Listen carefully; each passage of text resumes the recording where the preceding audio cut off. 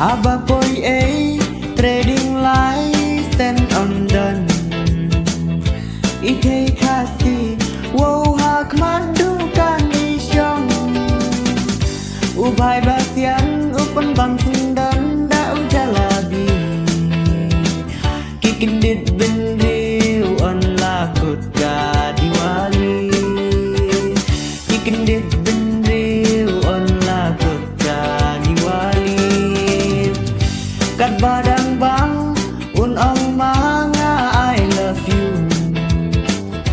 Andalak dam ubay hang tahi will kick you. Mentoy ayu bat bapin babe kela kope te shu kamaka. Mentoy ayu bat